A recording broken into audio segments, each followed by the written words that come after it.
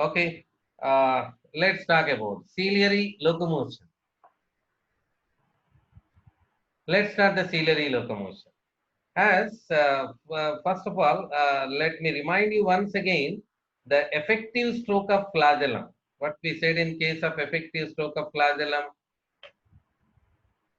In case effective stroke, the flagellum becomes rigid. We said the flagellum becomes rigid and pushes the fluid medium backward. Pushes the fluid medium backward like this.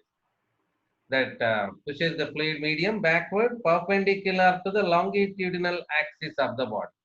Okay, so let me show you an euglena that you will better understand. This is a euglena. Yes, the flagellum becomes rigid and show the propulsive stroke or effective stroke. Okay, so why I'm saying flagellary locomotion again, that to compare with the ciliary locomotion, that to compare with the effective stroke of that cilia. So this is the effective stroke of flagellum. First of all, I'm showing effective stroke of flagellum. Perpendicular to the longitudinal axis of the body. We said earlier, perpendicular to the longitudinal axis of the body. This is the axis. Okay. Now, if you take cilium, see the ciliary effective stroke. Ciliary effective stroke. If you say in mathematically the flagellary effective stroke is perpendicular 90 degrees angle, 90 degrees angle, what do you say about ciliary effective stroke? That is 180 degrees angle. You see here the cilia. So that angle is going to be 180 degrees. Just to keep that. That means the effective stroke of cilia is more powerful than effective stroke of flagellum. That to know. To know that we just made it this kind of comparison. Now let's move. Let's enter into the ciliary locomotion. So it is affected by the bending moment in cilia.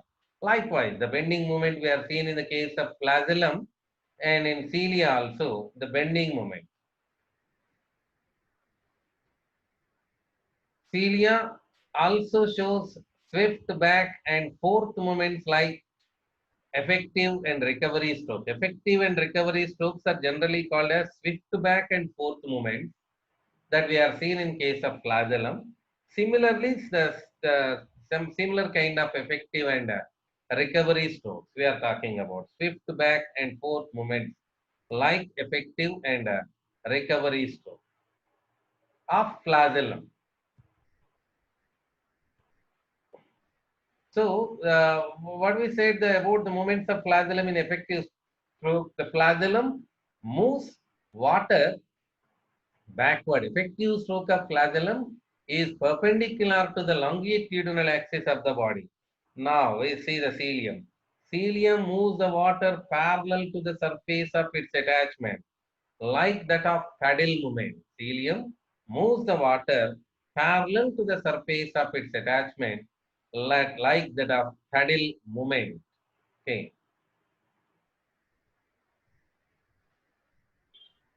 So the movement of water, the movement of water may be described as perpendicular to the axis of the cilium. The movement of water may be described as perpendicular to the axis of the cilium. Okay. So let me take the movement of water may be described as perpendicular to the axis. Water movement we are talking about. Okay, let's move that we can understand. Let me show you. Effective stroke. Cilium bends backward and beats against the water. As the cilia pushes the water backward and the body moves forward. As the cilia pushes the water backward and the body moves forward. In this method, cilium moves like a pendulum or paddle. Now let us see the effective stroke. Effective stroke here. See this? Movements of the cilium. Effective stroke of the cilium.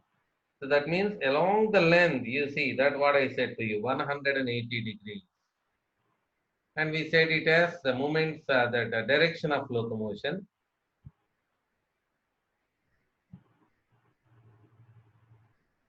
Recovery stroke. So how do that recover? Here that cilium comes to its original position by its backward movement without any resistance. We say it as recovery stroke, getting back to original position. Okay. So in case of paramecium, since the cilia are arranged in horizontal and vertical row, it shows two types of coordinated movement. Let me show you once again. This is the flagellary effective stroke, flagellary effective stroke. Then this is a ciliary effective stroke. Okay, let me show you like now I shown in the video, like this. Okay, so that means water moves this side. That beating the water currents against. Okay, so that beating the water currents against. That what do you say? 90 degrees angle here. Next here 180 degrees angle. That means first of all we are saying that ciliary effective stroke is that more powerful than flagellary effective stroke. Statement wise, flagellum moves the water that perpendicular to the surface of its attachment. And here what we say, cilium moves the water parallel to the surface, parallel to the surface. Here perpendicular, here parallel. That the two things to be remembered over. Okay. Next, with one cilia, it's not over. In case of Euglena, with one flagella, it is over. Okay. That effective stroke, animal moved forward. We say. Now it's not possible in case of paramecium. That means that there are 10,000 to 14,000 cilia are present, and among them, one of the ciliary effective and recovery stroke we are seeing now. Then how do all the cilia show at a time movement? That we need to see. That what we said, that in paramecium, since the cilia are arranged in a horizontal and vertical rows, it shows two types of coordinated movement. It shows two types of coordinated movement. What are they? Synchronous movement, metachronous movement, synchronous movement. Cilia in transverse row beat simultaneously in one direction. We say synchronous. Cilia in a transverse row of cilia beat simultaneously in one direction. Metachronous movement, which means the sequential movement of the cilia in longitudinal row after the one after the other in one direction. So just it passes like a wave. It resembles the movement of the plants in the paddy field due to the flow of wind from one direction to the another. Okay, so little bit confusing. I know.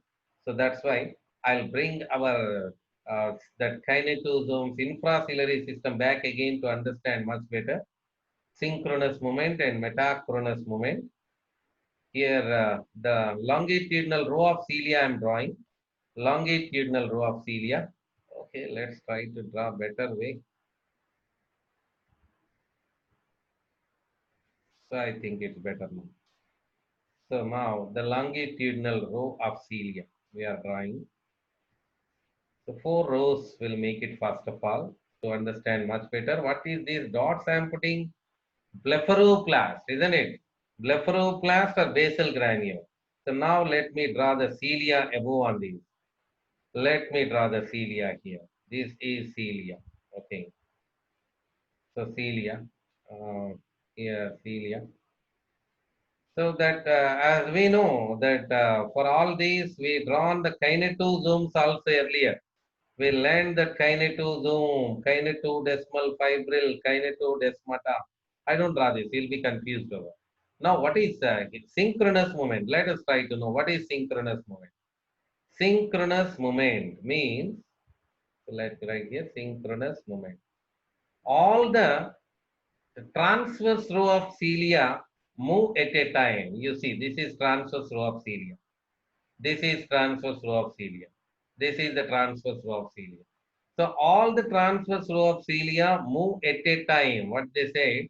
Synchronous movement. Syn means united. That at a time all the transverse row of cilia move at a time. Okay, that what do you see? Synchronous movement. Okay. Then this is again synchronous movement. Next, this synchronous. This is a synchronous. This is a synchronous. So in that way, synchronous movement occurs. Okay. Then what is metachronous movement? What is metachronous movement? Let us see what is metachronous movement. The longitudinal cilia move one after another. That means this is the longitudinal row. This is the longitudinal row. So first it moves, then this cilia, this cilia, one after another. You imagine that there are the four benches here, one, two, three, four, five benches here. In each bench, the four row of children are there. That in each bench with four children. So just try to imagine this situation here. That in this bench, all the four heads are nodded at a time. What do you say? Synchronous. Next, all these four heads are nodded at a time. Synchronous. Then synchronous, synchronous. But if you see in this angle, they are first nodded, second, third, fourth, wave like that longitudinal wave. Okay, no need to confuse. Just to remember that longitudinal row of cilia will move one after another. What do you call? Metachronous movement. It's just like a wind blowing the paddy field. To understand, let's see much better if you may have seen over in movies when helicopter is coming and landing over on the land, in the paddy fields, they move like a wave. So that wave-like movement we are talking about, that wave-like movement. So metachronous movement is compared with the wave-like movement. Okay, so let me close this. Let me say once again that so rows I'm making back again, rows I'm making back. So what I'm saying here, that all the transverse row of cilia move at a time, we call it as synchronous movement. Longitudinal cilia will move one after another is called as metachronous movement. Longitudinal cilia move one after another is said to be metachronous movement. Synchronous movement and metachronous movement. Now the question raises here, who is coordinating all of these? Who is coordinating all of these? That we learned earlier. Neuromotor system. Neuromotor system is regulating all these 10,000 to 14,000 cilia which are present in the paramecium. So let me remind you once again here. As we said, neuromotor system include infraciliary system and motorium. Infraciliary system and motorium. Infraciliary system include kinety, kinety, kinety, that many longitudinal kinesia. All these are controlled by, we have a motorium near the cytopharynx cytostome in that area. Motorium is what it is doing, pulling all the film with that, controlling all the cilia. So kinety, let me see kinety also. Let us see what is kinety. In one longitudinal row, the kinetodesmal fibril and all the fusion form the kinetodesmata. So kinetosome, kinetodesmal fibril, and kinetodesmata, collectively called as kinety. Okay. So kinesia together form infraciliary system. This infraciliary system is controlled by motorium. So what do you say? Neuromotor system. So what is final conclusion here? In case of ciliary locomotion, what we are seeing in case of ciliary locomotion, first of all, I said about the effective stroke and recovery stroke of cilium. Effective stroke, we said cilium moves the water. Effective and recovery stroke, cilium moves the water parallel to the surface of its attachment, and it requires some energy. Recovery stroke, which means that need to get the original position again, to show the power stroke again, to show the effective stroke again.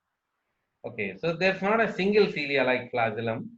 That's why we have to see the coordinatory movements of the flagellum cilium, that we classified it as synchronous and metachronous movement. All the transverse row of cilia move at a time, we call synchronous movement. And longitudinal cilia move one after another, we called it as metachronous movement. And metachronous movement is compared with the wind blowing the paddy field. And finally, we said like this is all coordinated by neuromotor system, which include infraciliary system and motorium. So that's all about the ciliary locomotion. Ciliary locomotion is faster. Why? So simple. that we first of all we said over effective stroke is very much powerful in case of paramecium. Effective stroke is of paramecium is more powerful than the flagellary locomotion of euglena. And there are about large number of cilia are present here. So that's why ciliary locomotion is faster than flagellar locomotion. So whatever we say, fastest locomotion in all the protozoans is